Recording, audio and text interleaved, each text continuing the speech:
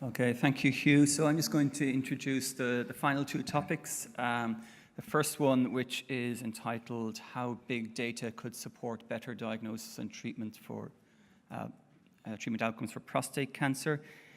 This is part of a bigger program in IMI called the Big Data for Better Outcomes program.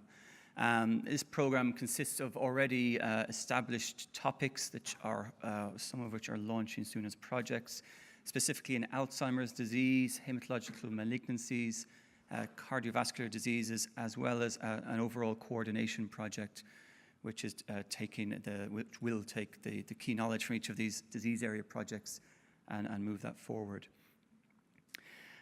So before I go into the topic details, I should mention here that big data in this context is not what you traditionally think of big data, especially following the previous talk, where people perhaps think of genomics and so on.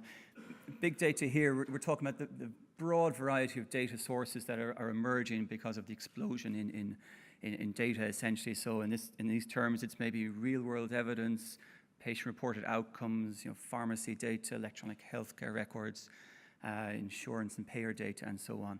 So it's about capturing as much data as possible and seeing can we move forward with that.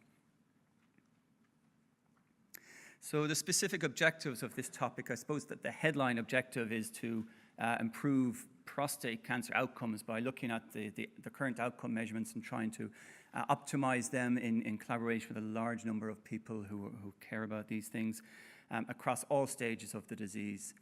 And then to use the available data to see can we really actually measure these outcomes. So individual objectives are to identify data sources which could be used during the project, and also a data strategy to characterize the current pathways of prostate cancer patients across multiple geographies, i.e. within Europe. Out of this, I think it will be necessary to have a data sharing platform which can take into account all these different types of data from all the different countries.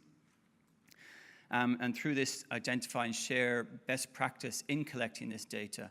And I think this will be maybe a future impact on the project. Maybe while this project's focusing on available data sources, maybe recommendations for the collection of future data sources as well. And through all this data that's being gathered and the analysis that takes place to generate insights to support further efforts to improve the access of prostate cancer patients to novel technologies. And finally, one of the objectives which should come out of the project is to develop a network of the stakeholders for prostate cancer in Europe. So the expected impact, I think, the key impact here is to improve the lives of prostate cancer patients by optimizing the way they're diagnosed and managed. So we've heard a lot about diagnosis and management in the previous talk, and if we can apply that to prostate cancer as well, obviously that would be a major step forward. So obviously the project is intended to assemble a lot of data sets and put them together in a coherent way. This data could then have a huge impact to help answer questions on the history of disease, for example, the cost effectiveness of new products, the clinical utility of the diagnostics and treatments, and it would help to reduce some of the uncertainty involved in perhaps developing these. I think this third bullet point is the quote we heard from Obama a bit earlier, but it's all about this personalized medicine. Can we identify which patient will benefit from which particular product and therefore improve their life in that way? And finally, as already mentioned, that if I engage with the key stakeholders, it will help align future data collection and really fill any data gaps that are identified, so that in the future we can take advantage of these technologies as well. So the expectations from the applicant consortium, there's quite a long list here of people of the organization types who would want to get involved in this type of project. So we need people from the regulatory point of view, policy, people who have a lot of experience in observational studies, real-world evidence and so on. Modeling in terms of economics, a lot of data is generated, so we need a lot of data expertise, so informatics, statistics, data management, integration.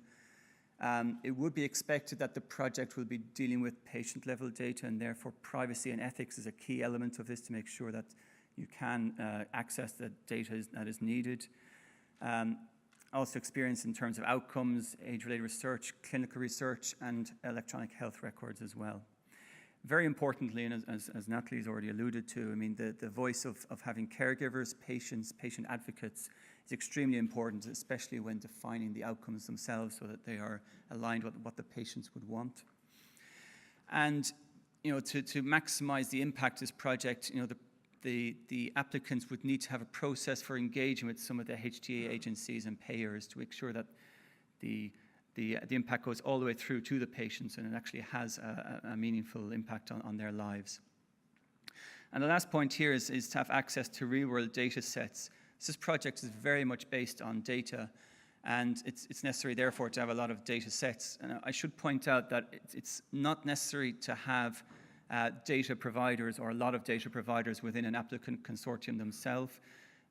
We don't necessarily want a very big consortium where management becomes an issue, but the consortium should demonstrate they have access to a lot of data sets and that they can bring them in to the project when it is running. So they'll need to prove this as part of their application. So then the final project or the final topic is on what's titled here, Biomanufacturing 2020.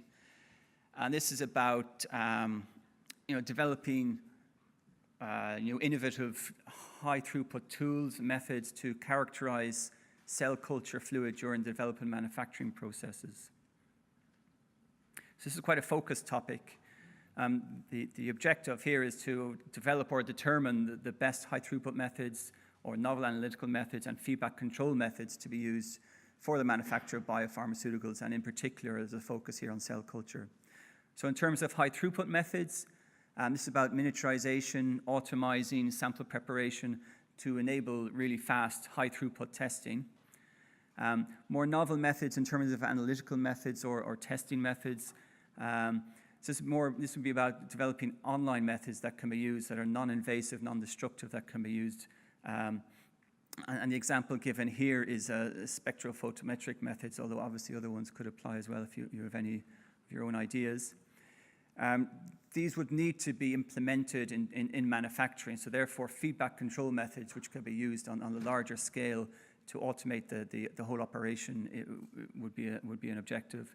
And finally, during the project, a lot of data will be generated alongside all these methods, and ideally some data management tools would be ideal to kind of make sure that the full value of this data is captured and exploited as much as possible. So, developing some data management tools would also be an objective. I think the impact on this, so we have a session tomorrow on advanced therapies, and I think this topic is in kind of preparation for the development of those. So the impact would be to have validated, innovative, the tools developed would allow for the control of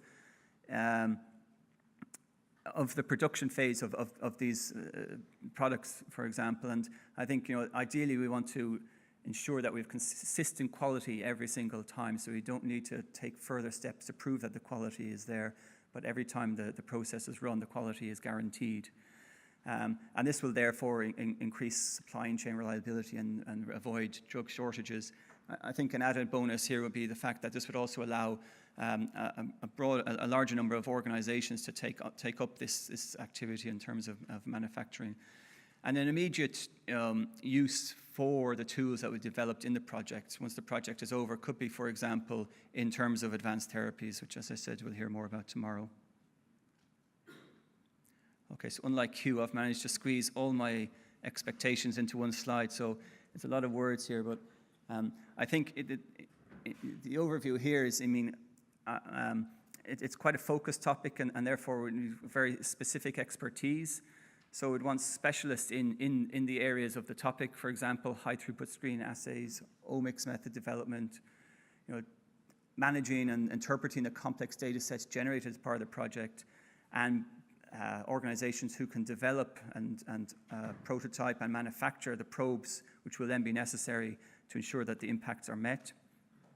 And therefore, we want people with the expertise, or organizations with the expertise to do all these activities, essentially, which is develop the measurement tools, develop the high throughput tools, develop the the cultures, develop the spectrophotometric methods or the other non-invasive methods, and also have the process analytical technology that can be applied to the manufacturing process. I think you'll recognize from all this that I think this topic especially lends itself to SMEs, so I think there would be an expectation that some form of SME will be involved in an applicant consortium. So I think if you're putting together a consortium, I would suggest you reach out to them.